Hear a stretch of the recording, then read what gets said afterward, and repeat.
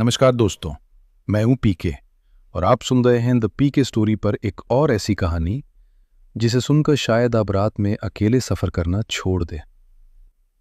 यह कहानी है एक ट्रक ड्राइवर वीरेंद्र की, जो पिछले 15 सालों से रात में हाईवे पर गाड़ी चलाता था। उसे कभी किसी चीज से डर नहीं लगा, लेकिन एक रात उसकी पूरी जिंदगी बदल गई। उस रात का समय था करीब 1:30 बजे।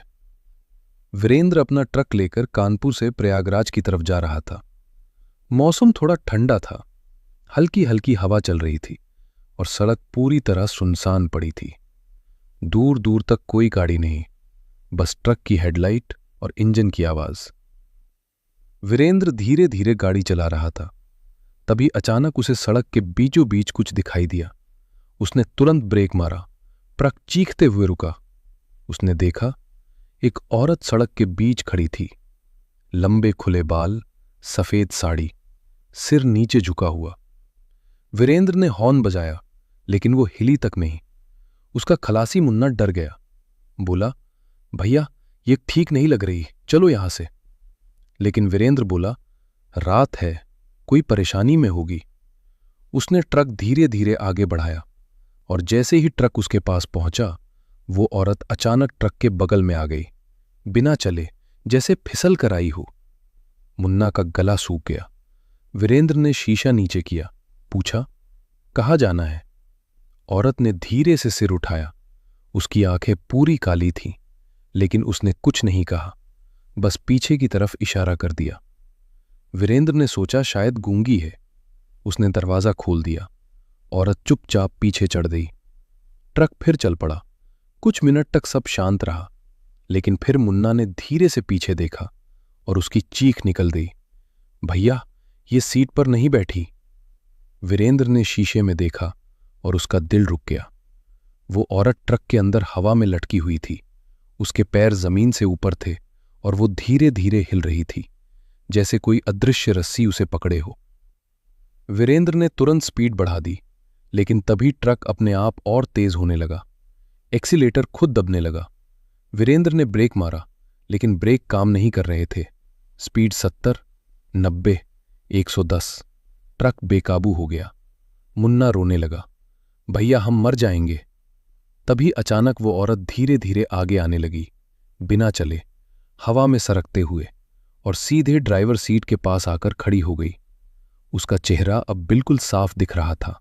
आधा चेहरा जला हुआ, आंखों से काला खून बह रहा था और होंठ फटे हुए। उसने बहुत धीमी आवाज में कहा, मुझे वहीं छोड़ दो जहां तुमने मुझे उठाया था। वीरेंद्र कांपते हुए बोला, तुम कौन हो? औरत मुस्कुराई और उसकी गर्दन टेढ़ी हो गई। फिर उसने कहा, 3 साल पहले इसी सड़क पर एक ट्रक ने मुझे कुचल दिया था। ड्राइवर भाग गया, मुझे मरने के लिए छोड़ दिया। इतना सुनते ही ट्रक अचानक जोर से हिला, जैसे किसी ने पीछे से धक्का मारा हो। वीरेंद्र ने पूरी ताकत से स्टीयरिंग पकड़ा, लेकिन ट्रक अपने आप घूमने लगा। सड़क पर गोल गोल घूम रहा था और हर चक्कर के साथ वो औरत और करीब आती जा रही थी। मुन्ना बेहोश हो गया। वीरेंद्र अकेला रह गया। उसका शरीर कांप रहा था, पसीना बह रहा था। उसने भगवान का नाम लिया। तभी अचानक ट्रक अपने आप रुक गया। पूरी तरह सन्नाटा, इंजन बंद, हेडलाइट बंद, चारों तरफ अंधेरा। वीरेंद्र ने धीरे से पीछे देखा। वो औरत गायब थी, जैसे कभी थी ही नहीं। उसने राहत की सांस ली, लेकिन तभी उसके कान के पास किसी ने फुसफुसाया, धन्यवाद मुझे वापस छोड़ने के लिए। वीरेंद्र की चीख निकल गई। उसने तुरंत ट्रक स्टार्ट किया और वहां से भाग गया। अगले दिन सुबह जब उसने ट्रक साफ करने के लिए पीछे देखा, तो उसके होश उड़ गए। ट्रक के अंदर धूल पर उंगलियों से लिखा था, मैं फिर मिलूंगी। वीरेंद्र के हाथ कांपने लगे। उसने उस दिन के बाद रात में गाड़ी चलाना छोड़ दिया। लेकिन कहानी यहीं खत्म नहीं होती। कुछ महीनों बाद उसी हाईवे पर एक और ट्रक ड्राइवर ने बताया कि उसने भी रात में एक औरत को लिफ्ट दी थी और उसके बाद उसका ट्रक कभी नहीं मिला। बस सड़क के किनारे खून के निशान मिले। और आज भी उस सड़क से गुजरने वाले ड्राइवर कहते हैं कि रात के 1:30 बजे एक औरत सफेद साड़ी में खड़ी मिलती है, और अगर आपने उसे लिफ्ट दे दी तो शायद आप कभी वापस न लौटे।